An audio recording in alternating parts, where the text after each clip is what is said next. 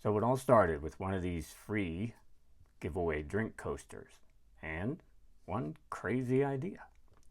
Welcome to Woodcarving Weekly.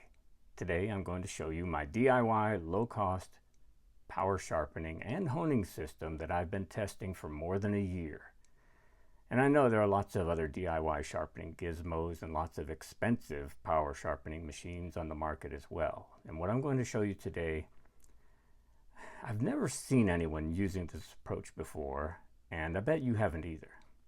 So before we go any further, I want to say a word about safety. Now, when you're using sharp tools, and when you're using, let's say, abrasives that may have chemical ingredients or particles that can harm you, please be sure to wear eye protection and a respirator as needed. So the machine I'm using was not made for sharpening or honing tools, and if you decide to try this, you'll need to be responsible for your own safety. All right, so let's talk about the heart of this sharpening system. It's right here. And as you can probably tell, it's lightweight. And I'll give you some specs on this machine. It will turn at 2,000 RPMs, and it has a variable speed adjustment. I'll show you just what it sounds like when it's cranked up to top speed, so you can hear more or less how quiet it is.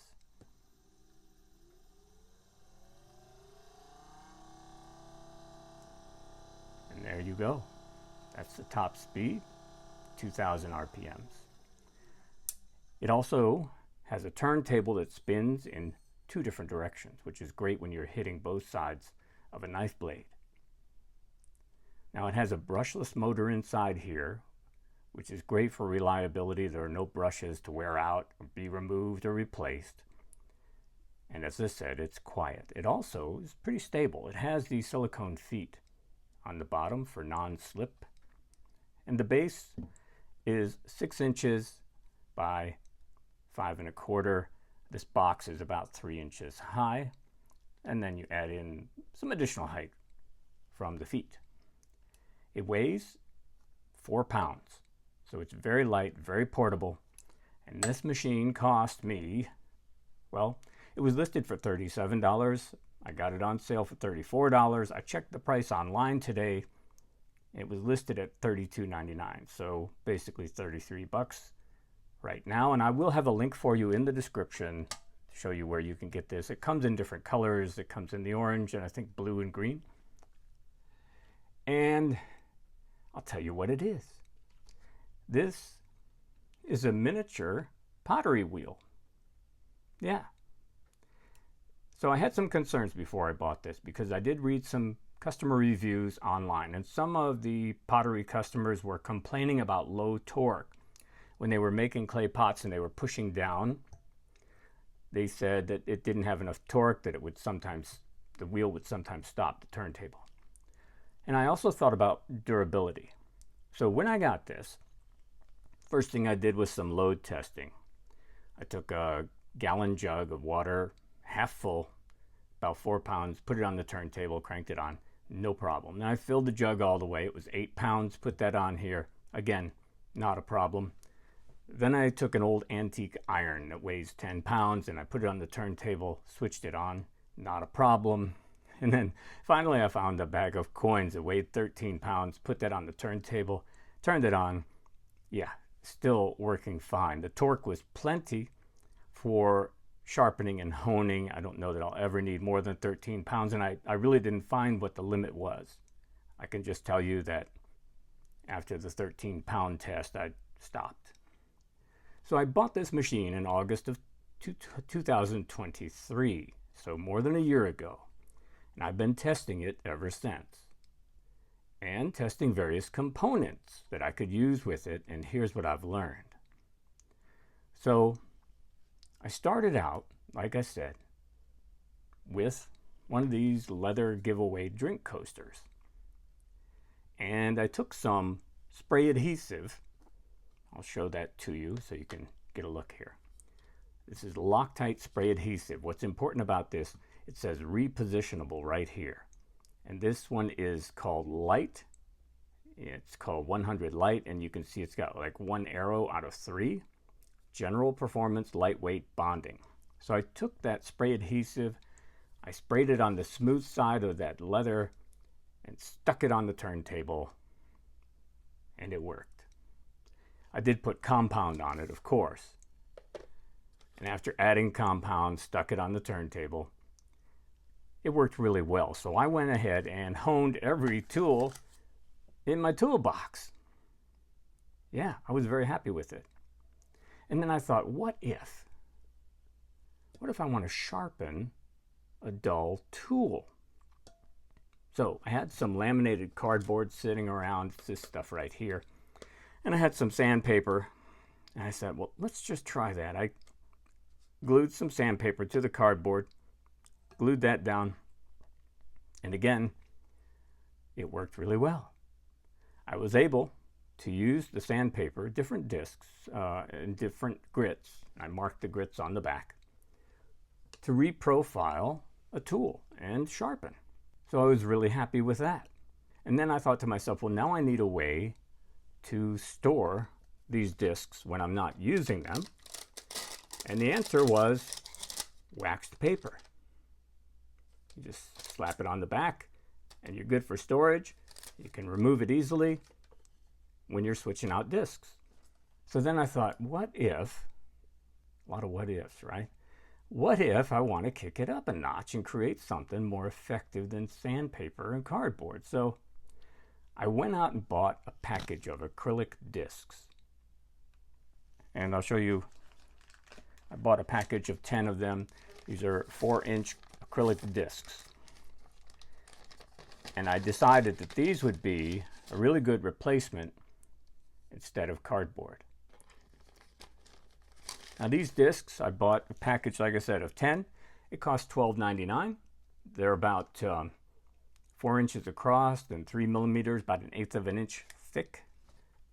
And I started attaching things to the acrylic. In this case, I decided to get some 3M Cubitron abrasive to replace the cardboard. So this is what I got. This is the 3M Cubitron. It comes in 5-inch discs. And this is the Stikit film disc. So it comes with an adhesive that's already on the backing of the discs. This package contained 15 different pieces of sandpaper or abrasive. And what you get 400 grit. That's 5 400 grit. You get 320 grit and 240 grit. So you get 5 of each of those. They come in this package, and they're all inside right here. The Cubitron does cost more than sandpaper, but it lasts longer, so it's pretty good value. And here's how it looks when it's attached to the acrylic. All I do is kind of line up the acrylic disc with my turntable. Just give it a little pressure like this, and add some power. And of course, I can start honing or sharpening in this case with this abrasive. And then I can change direction, go the other way. Now, some people might prefer to put this on edge like that and hone their tool on this side. You could even use this as a disc sander if you wanted to. So that worked really well.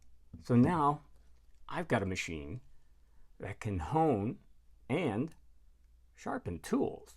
And then I thought, what if I want to hone, let's say, the inside edge of a gouge? Well, I went ahead and grabbed one of my 6-inch cotton buffing wheels like this right here. And you guessed it, I attached it to an acrylic disc. And I'll show you what happened next. There it is. I've got that buffing wheel attached to the acrylic disc, and then using the adhesive, just like before, attach that to my turntable.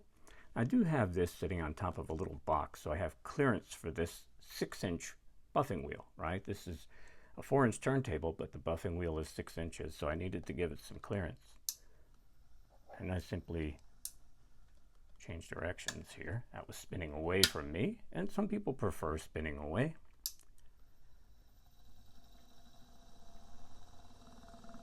Get it going. And I can get to the inside of my gouge with a buffing wheel. Now, of course, I could also take a knife blade and buff that too. And of course, I did charge this buffing wheel with some green compound. So that worked. And I thought to myself, well, what if? What if I had something that would allow me to apply compound to this large flat radius, as well as all along the circumference of the disc? And I thought, I think I need a felt wheel. So I bought this hard felt wheel, and you can see there's green compound on this flat radius and on the circumference. And you can tell I've been using it. You see that dark streak there. And that is what I use more than anything right now. And it's typically for honing, right? It's primarily a honing tool, and that's what I'm using more than anything else. Now, the felt wheel works fine, but it is more expensive. This one is called a hard felt wheel. It's made from wool, it's compressed wool. And if you're going to get one, you want to get at least the hard felt.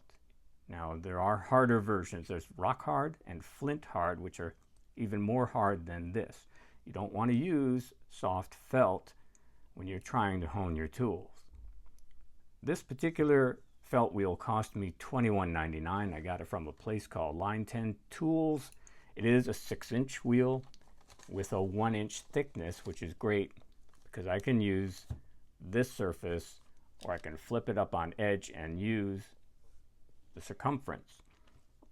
Now, I will tell you, this one, when I bought it for $21.99, was the lowest cost I could find, and it was not round. I had to true it up. I put it on my buffing machine. It's got a 1/2-inch arbor, I believe. Yeah, 1/2-inch arbor here. And I trued it up on my buffing machine so that I could use it and have it be more stable, because there was a wobble since the disc was not trued up. And so that worked too, and I've been very satisfied. I've been able to reprofile tools using the 3M abrasive. Last week I reprofiled a Beavercraft knife for my son-in-law. He has a detail knife that had a broken tip, and I was able to go ahead and reprofile that and get the tip back in shape for him, and pretty easily. But I want to talk about the problem with power. You know, power is great. It can be a real convenience for you. You can do a lot very quickly, and you can also mess up your tools just a whole lot faster than you would with a sharpening stone. You can also remove a lot of steel very quickly. So make sure you practice on some tools that you're willing to mess up. Now, I do use this tool and this felt disc right here to hone all of my tools, even my favorite tools. I'll use this. But when it comes to sharpening my favorite knives, I do that on stones. And like I said, I've used this tool to regrind and sharpen tools, but not my favorite tools, not yet. So let me just show you very quickly how easy it is to switch out these discs, because you just pull one off, come over here, grab my Cubitron disc here and put it into place. Give it a little bit of pressure. This spray adhesive lasts for a very long time. I've had some of these discs that, you know, I've gone months before I ever had to reapply any spray adhesive to them. Once that's in place, I'm ready to roll. Now I can go as slow or as fast as I want when I'm working on here. I can go really slow or I can speed it up. Of course, if I go slower, I stand less of a chance that I'm going to heat up the metal. So it's great that it has that variable speed and turns in 2 directions. One of the things that can be a challenge is getting everything centered. That's why these little 4-inch acrylic discs are really helpful, because they're almost the exact same size as the aluminum turntable. So it makes it easier to get your discs centered on there so you don't have a lot of wobble or vibration. Now, if you're going to try and put a 6-inch buffing wheel or felt wheel onto an acrylic disc, what I did is I took a piece of paper and I cut out the size of the discs. I put the paper down and then I sprayed the adhesive, so the adhesive didn't get on the rest of my wheel. It only landed onto the acrylic disc, and I recommend that. Now the acrylic discs themselves, when you get them, at least the ones that I bought, they do come with this, and it's not easy to see, but there's a plastic sort of coating on here. There's a little bubble right here. Anyway, it's meant to be protective when it's being shipped, but you want to remove the little plastic layer here before you use it. I found out the hard way because I didn't realize that at first. I didn't know about the plastic and went ahead and glued one up without removing the plastic. So there you go. It's on both sides, so you want to remove it from both sides.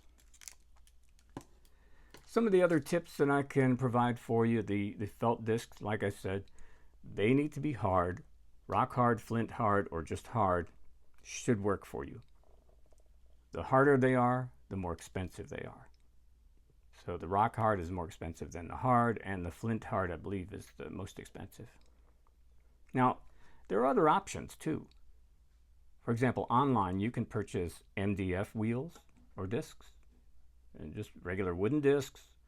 You can get leather discs, and there are some diamond lapping discs on the market that are also 4 inches, which you can use. Now, one of the other things you can do with this is pretty versatile.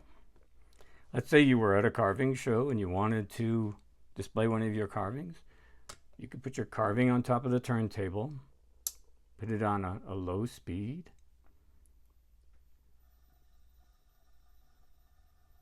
and use it to display a carving. You can also, believe it or not, use it as a pottery wheel. So what would I change about this system? What would I do differently with it? Well, for one thing, the power cord is too short. It's maybe 3 feet long. So I would like it if the power cord were longer. That's kind of the thing that I find that is a little bit annoying about it. As far as durability and maintenance, I can tell you there was one day about 4 months ago where I went to use it and the turntable was only turning in one direction. When I switched to the other direction, it wasn't turning. So I kind of fiddled with it. I took it apart, looked inside. I didn't see anything wrong. I put it back together, flipped a switch, and I kind of gave it a nudge, and it was good to go. And it hasn't happened again. It happened, like I said, one time about 4 months ago. And I've had this for more than a year. So maybe some part of the mechanism was disengaged and re-engaged. Like I said, I really don't know what it was that particular day. It's also pretty low maintenance. So there are, a couple of things I've done. Every once in a while, I have cleaned the aluminum turntable of, any excess adhesive. You can use rubbing alcohol or mineral spirits just to wipe it and get the adhesive off, just to clean it up a little bit. And there's a little set screw that holds the turntable onto a 5mm shaft. And in the 14 months that I've had it, I think I've tightened up that little set screw maybe twice. So yeah, it's pretty low maintenance. I guess it would really depend on how often you're using it. As far as the adhesive, yeah, every once in a while you might have to add some more adhesive to your discs. Like I said, I've gone months without adding additional adhesive, and I've shown you how quick and easy it is to switch from one disc to another. Now, as far as your materials that you'll need, well, you might need cardboard and sandpaper if you want to start out like I did, or maybe a drink coaster, but you can buy lots of different things online if you want to kind of kick it up a notch like I did. But it doesn't have to be expensive. It can be as easy as taking materials you already have and using your imagination.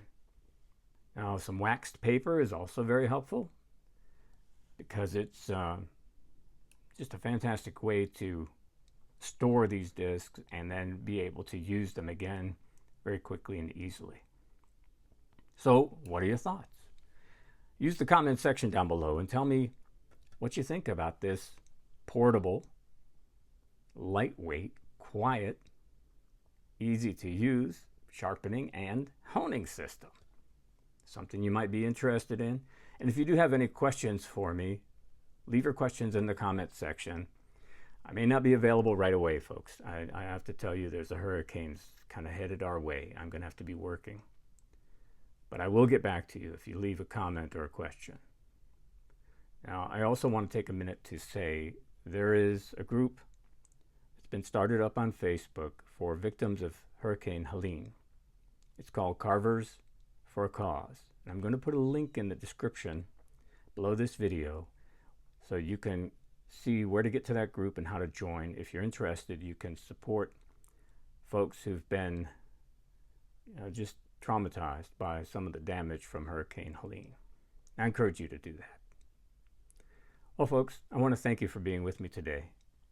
If you've missed any of our previous episodes, just click the little video link that you see there on the screen, and you'll be able to see an entire list of episodes that we've covered prior to this one. Thanks a lot. We'll see you next week.